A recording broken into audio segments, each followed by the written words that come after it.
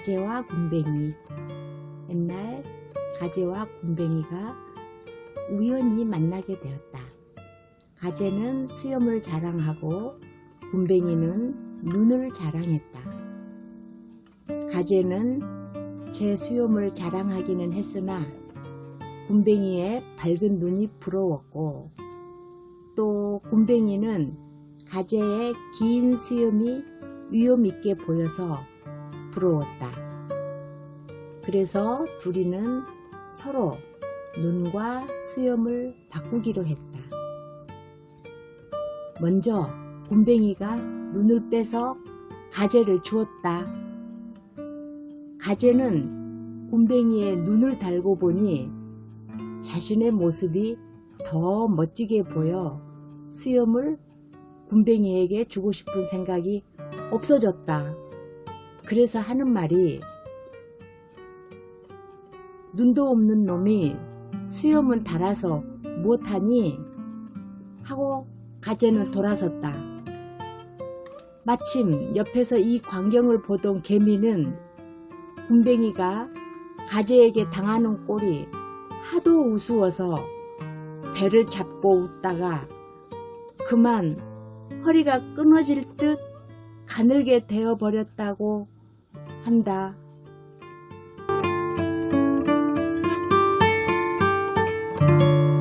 가몽사. 신라 때 어느 왕이 아들을 얻었는데 태어나서 석 달이 넘도록 왕자가 눈을 뜨지 않았다. 근심한 나머지 왕과 왕비는 전국 명찰을 돌아다니며 기도를 드리게 했으나 왕자의 눈은 뜨이지 않았다. 그러던 어느 날 왕비가 잠을 자는데 꿈에 한 노인이 나타나서 밖을 내다보면 마당에 독수리 한 마리가 있을 것이니 그 독수리를 따라가면 샘을 발견하게 될 것이다. 그 샘에 물을 찍어 왕자의 눈에 바르면 왕자의 눈이 뜨일 것이다 라고 하는 것이었다. 왕비가 꿈을 깨보니 밖은 이미 날이 환하게 밝아 있었다. 왕비가 밖을 내다보니 과연 나무 위에 독수리 한 마리가 앉아 있었다. 그리하여 급히 채비를 차려 왕자를 안고 마차를 타고서 독수리가 날아가는 곳으로 따라갔다. 성주 대산동까지 가니 날이 저물었는데 마침 독수리가 한 바위 위에 앉았다. 가까이 가보니 바위 밑에 조그만 샘이 하나 있었다. 그 샘물을 떠서 왕자의 눈에 3번 찍어 바르니 왕자가 눈을 반짝 뜨는 것이었다.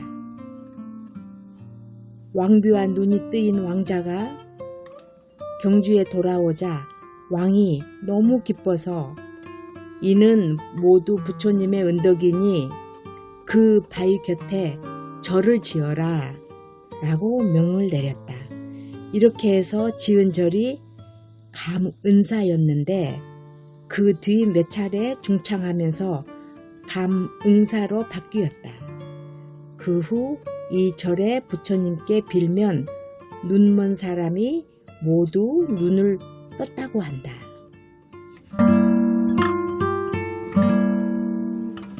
한겨울의 딸기와 뱀. 2조 때 있었던 일이다. 어느 고을에 성질이 매우 고약하고 까다로운 옷님 한 분이 부임했다. 그런데 그의 밑에서 시중을 들고 있는 이방이라는 사람은 옷님과는 반대로 마음씨 착하고 의리가 두터운 사람이었다. 전임 옷님 때부터 일해온 그는 억울한 일, 불의한 일을 그냥 보고 넘기는 일이 없었다.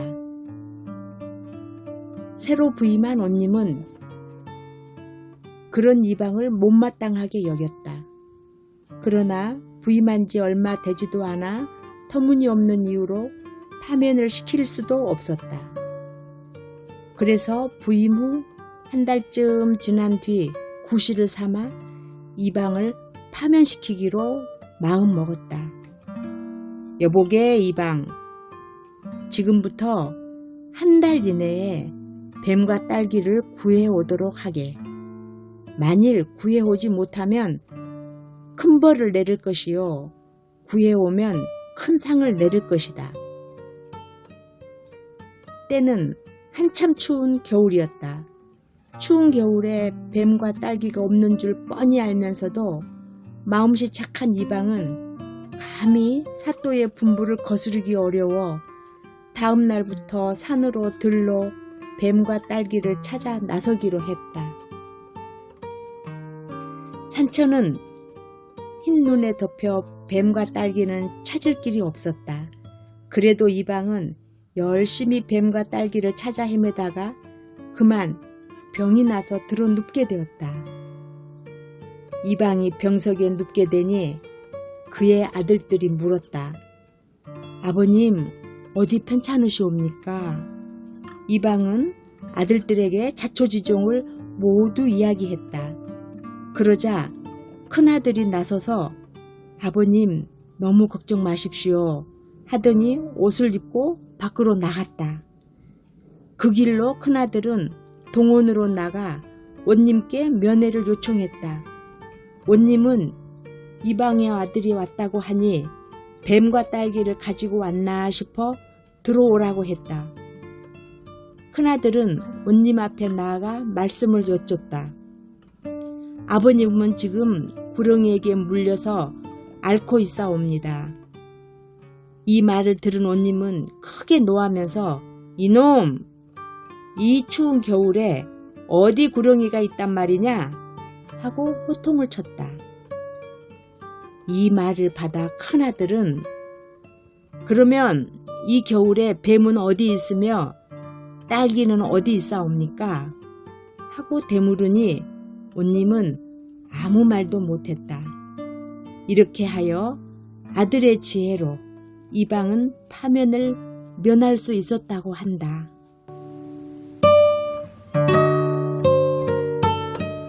귀신이 곡할 노릇.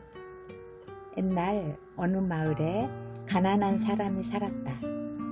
두 부부가 슬하에 자식이 없어 항상 쓸쓸하게 지내면서 부부는 함께 열심히 정성을 들였다.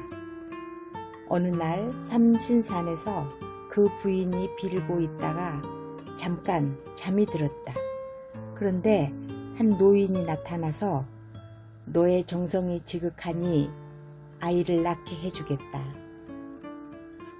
네가 돌아가는 길에 산삼이 한 뿌리 있을 터이니 그것을 캐서 먹으면 자식을 갖게 될 것이다. 이렇게 이루고는 사라졌다. 부인이 깜짝 놀라 깨어보니 꿈이었다. 그래서 꿈에 가르쳐준 곳으로 가서 보니 과연 삼이 있었다. 그것을 캐가지고 집으로 와서 남편한테 꿈 이야기를 한 후에 삼을 다려 먹었다. 그랬더니 정말로 태기가 있어서 옥동자를 얻게 되니 두 부부는 웃음 속에서 세월 가는 줄도 모르고 살아갔다. 이 아이가 자라서 7, 8세가 되었기에 공부를 시키려고 서당으로 보냈다. 그런데 하라는 공부는 하지 않고 활을 만들어 사냥만 하러 다녀서 항상 부모에게나 선생에게 종아리를 맞기 일쑤였으나 여전히 공부는 하지 않았다. 나이가 17, 8세가 되어도 지 이름자 하나 똑똑히 쓰지 못했다. 그러던 중 어느 날 아버지 앞에 와서 무릎을 꿇더니 무과를 보러 가겠으니 허락해 달라고 하는 것이었다. 아버지는 아들이 하도 조르는 바람에 가산을 털어서 활을 사주면서 과거를 보러 가도록 했다. 그리하여 과거를 보러 길을 떠난 아들은 도중에 날이 저물어 어떤 집에서 자게 되었는데 그 집에 예쁜 처녀가 있었다. 그 주인 영감이 아이를 보니 매우 똑똑하게 생긴지라 일부러 딸에게 접대를 시켰으나 아이는 처녀가 들어오기만 하면 호통을 쳐서 내보냈다. 그 다음 날 길을 떠나려고 문을 여니 처녀가 문턱에서 목을 메어 죽어 있었다. 놀랍고 당황스러웠지만 과거를 포기할 수는 없는 일인지라 과거장에 가긴 갔다. 활은 관역에다 5을 정중으로 맞춰야 하는 것이었다. 자신이 만만한 아이는 자기 차례가 되어 활을 쏘니 조금도 빈틈없이 셋은 명중이 되었다.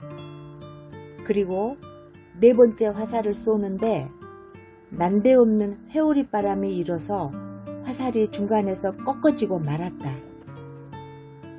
그리하여 결국 과거에 떨어지고 말았는데 이 과거는 3년 만에 한 번씩 보는 것이었다. 이후 과거를 볼 때마다 셋은 정중앙에 맞고 4번째 살에 가서는 꺾어지고 말았다. 하도 이상해서 점쟁이에게 물으니 처녀의 죽은 귀신이 악마가 되어 쏠 때마다 방해를 놓는다고 했다. 나이 30이 넘어 또 과거를 보러 갔다.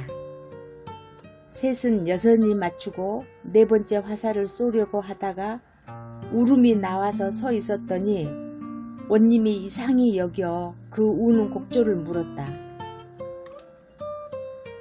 이제까지의 일을 자세히 이야기하니 원님은 정중으로 맞춘 것을 거두고 다시 쏘라고 하여 다시 2번을 쏘니 백발백중이었다. 먼저 거둔 화살과 합해 과거에 급제하였는데 갑자기 공중에서 한 귀신이 울면서 원님 께에 넘어갔다고 온통해하며 도망쳐 버렸다. 이때부터 신기한 꾀를 내면 귀신이 곡할 노릇이라는 말이 생겨났다고 한다.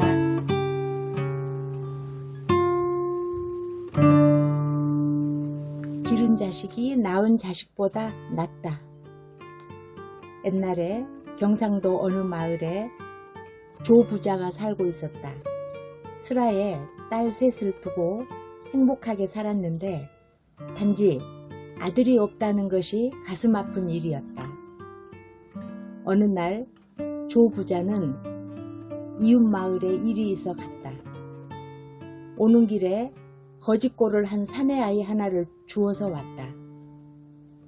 조 부자는 이 아이를 자식 삼아 머슴 삼아 키웠다. 그럭저럭 세월이 지나 조 부자는 딸 3을 모두 시집을 보내게 되었다.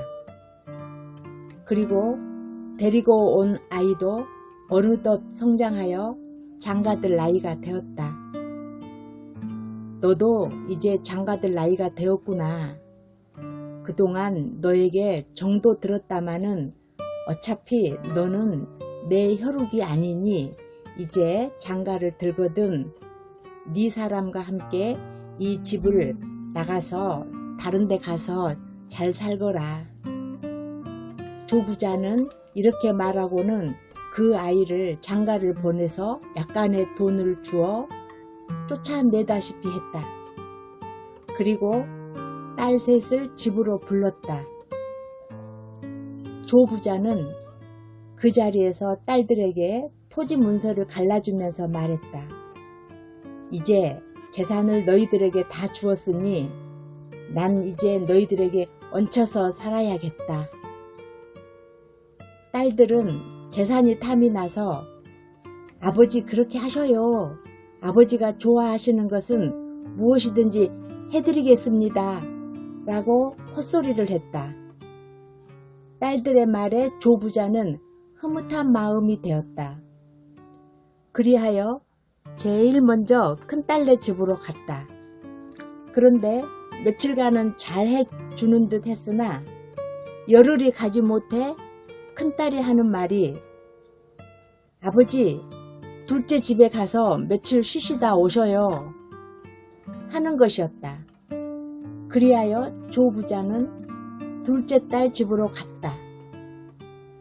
둘째 딸도 처음은 잘 해주는 듯 했으나 며칠 가지 않아 싫은 눈치를 보이면서 아버지, 막내 집에 한번 가보셔요 하고 말했다.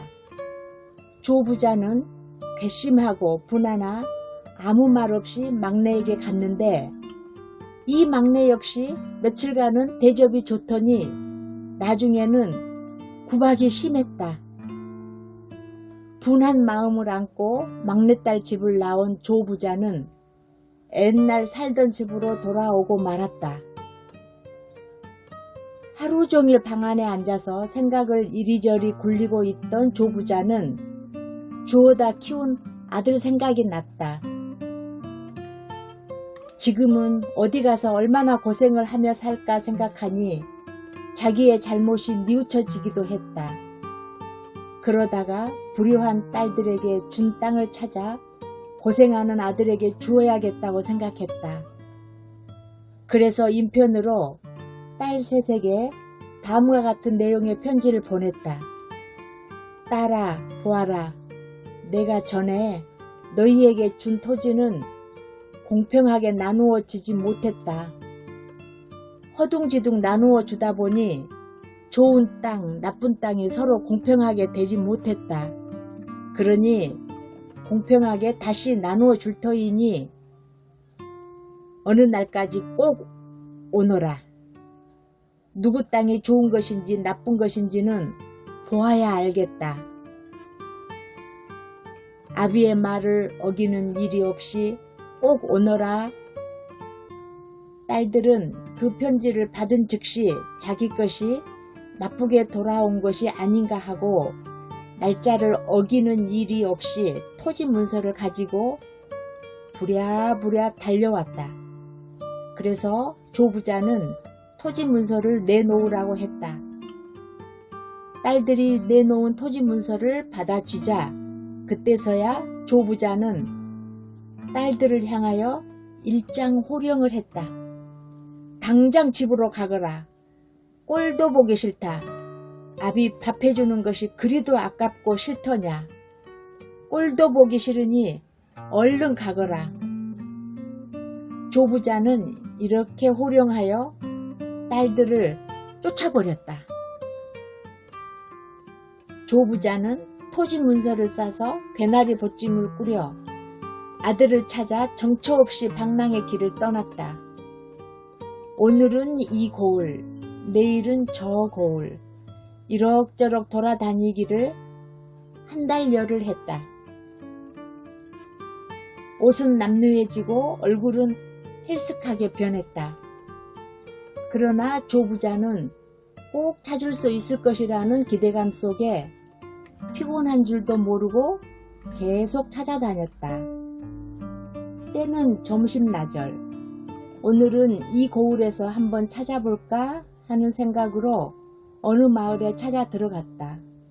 그런데 동네에서 얼마 가지 않아 웬 젊은 안악이 물동이를 이고 나오다 조 부자를 보고 반갑고 놀라워하며 아버님 아니십니까? 하고 반색을 하는 것이었다.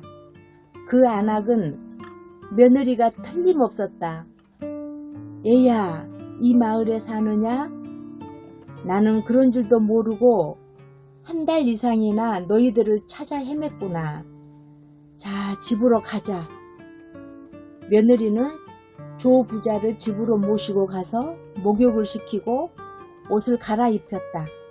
애야, 아범은 어디 갔느냐?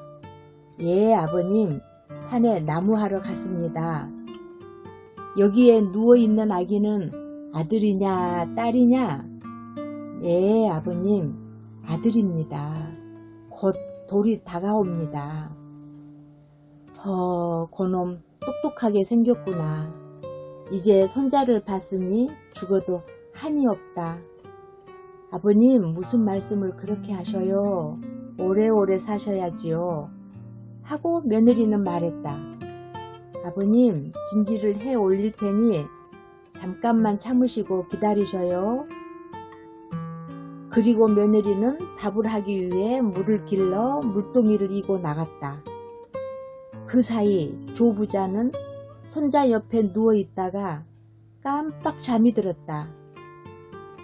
잠결에 이상한 소리가 들리는 듯하여 눈을 떠보니 손자가 언제 일어나 기어갔는지 화로에 엎어져 죽어 있지 않은가. 아차, 장차 이 일을 어찌하리. 어쩔 줄 모르고 있을 때 며느리가 돌아오는 기척이 들렸다. 에라 모르겠다. 누워 자는 신웅이냐 하자. 당황한 조부자는 손자를 그대로 두고 누워 자는 척했다. 그리고 조금 있다가 며느리가 방문을 열고 들어오는 기척이 나고 얼마 후 다시 나가는 기척이 들렸다. 그때 조부자는 화로 쪽을 다시 보았는데 죽은 손자의 시체가 없어졌다. 잊고 아들이 돌아오는지 대문 앞에서 이제 오십니까? 많이 시장하시지요? 하는 소리가 들렸다. 그리고 아버님이 오셨습니다. 뭐라고? 아버님이 오셨어? 언제? 빨리 뵈야지. 하는 소리가 들렸다. 그리고 뒤이어 여보 잠깐만 할 말이 있어요. 하는 소리가 들렸다. 그러더니 삽을 들고 나가는 기척이 들렸다. 영감은 사건의 진상을 알고 있기 때문에 자신도 모르는 사이에 그 효성스러움에 감동하여 눈물이 핑 돌았다. 그리고 얼마 후 아들과 며느리가 돌아왔다. 아들은 방 안에 들어와서 아버님 오랫동안 찾아가 뵙지 못한 불효자가 문안 올립니다. 하고 넙죽이 절을 했다. 오냐 그동안 고생이 많았지.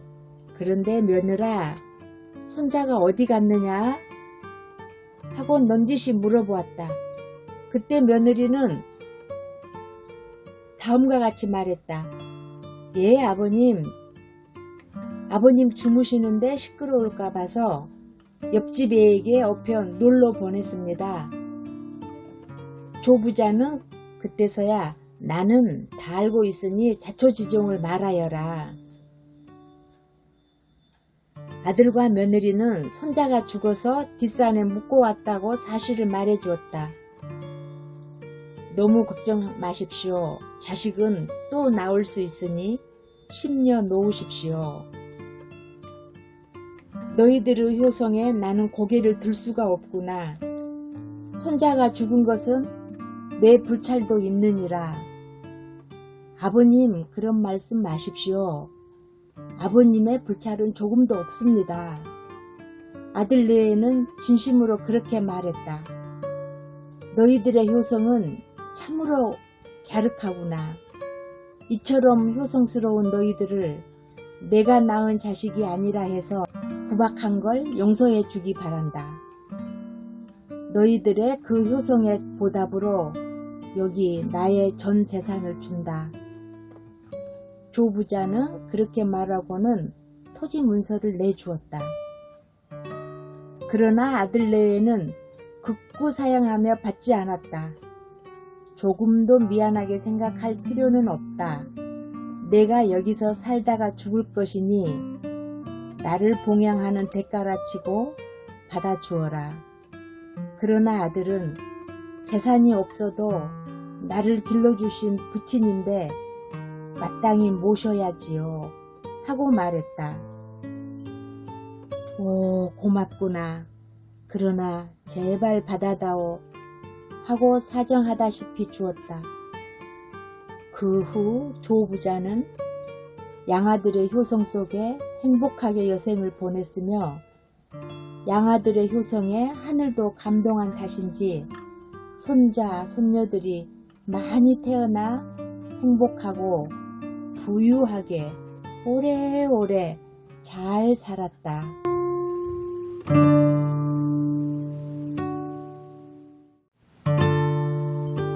개성사람과 수원사람.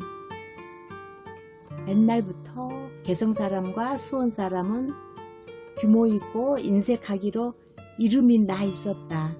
개성 사람들은 대체로 치부를 잘할 뿐 아니라 여자들도 살림을 알뜰히 잘하여 낭비하는 일이 없다는 것이었다. 그래서 개성 여자와 혼인을 하면 살림은 틀림없겠군. 입이 들어왔다 라고들 해왔다. 수원 사람 역시 살림에 빈틈이 없다고 전한다.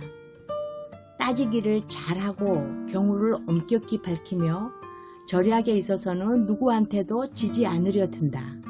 어떤 사람들은 수원 사람들이 개성 사람보다 더 지독하다고도 한다. 아마 다음의 이야기에서 그런 말이 나온 것이 아닌가 싶다. 옛날에 우연히 개성 사람과 수원 사람이 함께 길을 가게 되었다. 이런 이야기 저런 이야기를 주고받으며 가는데 집신이 다를까 염려되어 둘 다 집신을 허리에 차고 맨발로 길을 걸어가는 것이었다. 한참 동안 길을 가는데 앞에서 이름 있는 가문의 교수가 이쪽으로 걸어오고 있었다. 두 사람은 체면상 집신을 신지 않을 수 없게 되었다. 그리하여 두 사람은 집신을 신었다. 그런데 개성 사람은 집신을 신고 몇 발짝 걸어가다 교수 일행이 지나가 버리자 곧 집신을 벗어 먼지를 털고 얼마나 달았나 살펴보더니 다시 허리에 찼다. 반면에 수원 사람은 길 옆에 멈춰 선 채로 집신을 신더니 걷지 않고 먼 곳을 두리번거리는 척하며 딴전을 피웠다. 그러다가 일행이 지나기를 기다려 곧 집신을 다시 벗어 먼지를 털고 허리에 차는 것이었다. 이리하여 개성 사람보다 수원 사람을 더 인색하게 여겨왔다고 전한다.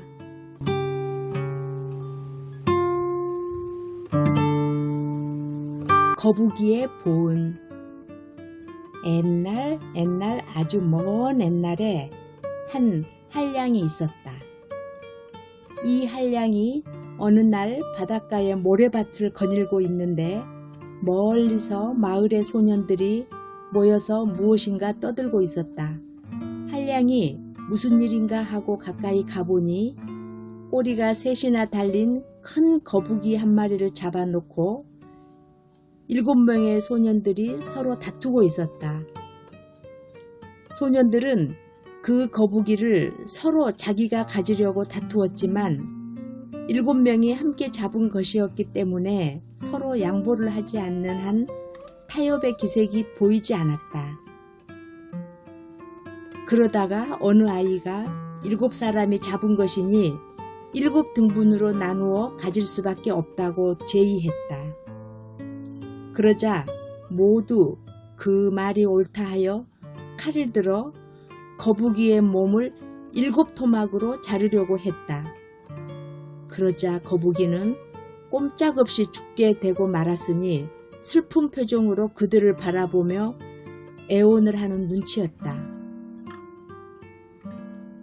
이 광경을 본 한량은 그 거북이의 신세가 너무나 딱해서 소년들에게 돈을 주고 거북이를 사서 바닷속에 풀어 놓아주었다. 그랬더니 거북이는 고마운 표정을 지으면서 신기하게도 말을 하는 것이었다. 나는 바다의 용왕입니다.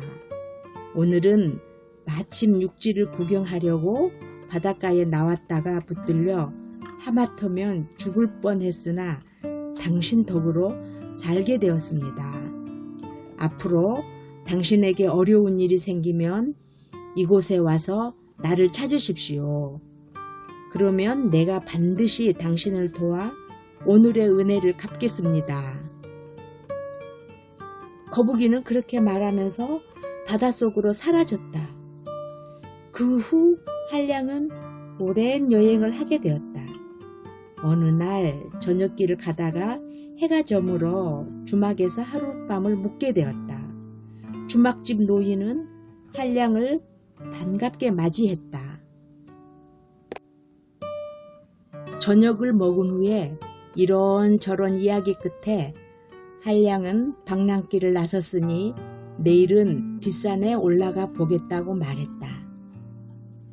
뒷산에 올라간다는 이야기를 듣더니 주막집 노인은 한사코 말리면서 하는 소리가 나는 원래 뒷산의 산신이었는데 지금 산을 차지하고 있는 악녀 때문에 산에서 쫓겨 내려와 이 꼴이오. 만일 당신이 그 산에 올라가면 큰 화를 당할 거요. 이제까지 뒷산에 올라갔다가 살아서 돌아온 사람은 없다오 하는 것이었다. 그러나 한량은 산의 대장부가 그런 것을 두려워해서야 어찌 사내냐고 큰 소리를 쳤다. 그리고 다음날 아침에 악녀가 산신으로 있다는 산으로 올라갔다. 산속 깊은 곳이어서 그런지 날은 빨리 저물었다. 하루 노숙할 만한 곳을 찾지도 않은 상황에서 벌써 밤이 되니 한량은 걱정이 되었다. 그런데 먼 곳에서 불이 반짝반짝 비쳤다. 한량이 불빛을 찾아가니 아담한 집 한 채가 있었는데 주인을 청하니 젊고 어여쁜 여인이 나와서 반갑게 맞이해 주었다. 한량이 하룻밤 묵게 해달라고 하니 여인은 반갑게 응해줄 뿐만 아니라 저녁 밥상까지 진수성찬으로 차려주었다. 밤이 깊어갔다. 한량이 잠자리에 들려고 하니 악녀는 동침을 청하면서 나는 이곳 산신이니 함께 살면 어떻겠어요? 하는 것이었다.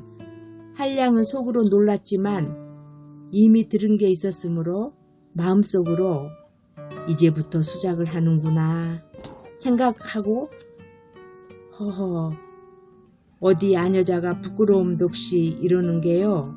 라고 호통을 쳤다. 그러자 악녀는 시퍼렇게 되어간 입가에는 흰 거품을 내면서 한량을 노려보았다.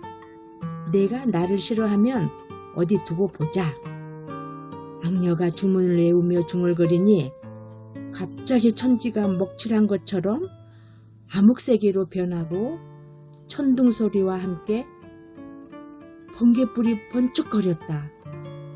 마치 칼을 휘두르는 것 같았다.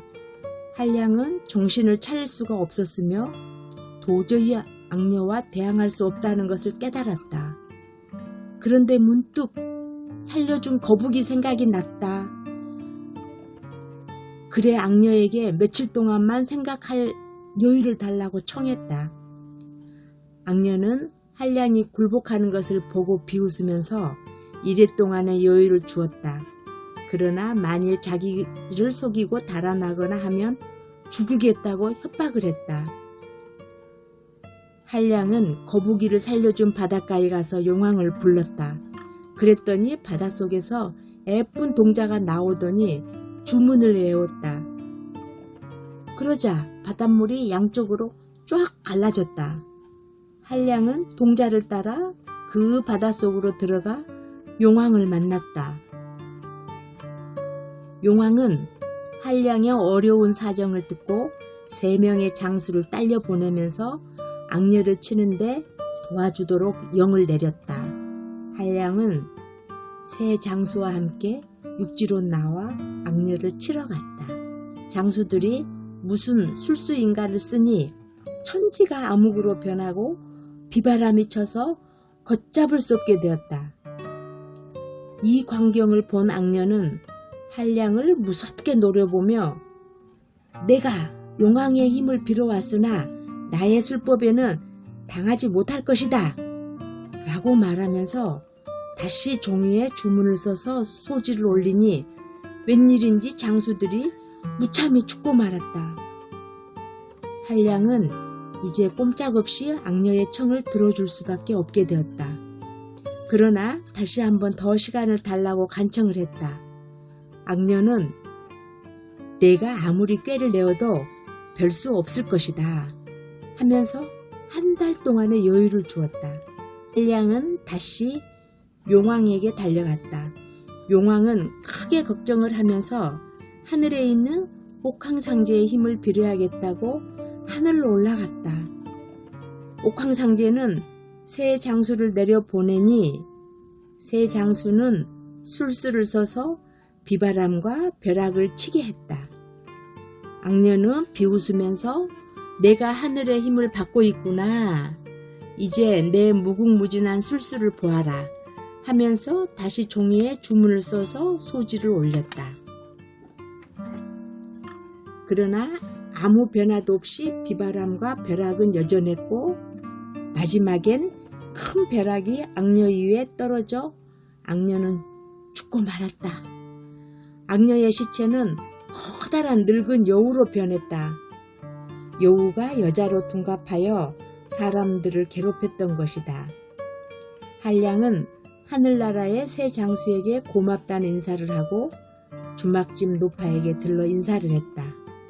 그리고 용궁으로 용왕을 찾아가 고맙다는 인사를 하고 돌아왔다고 한다.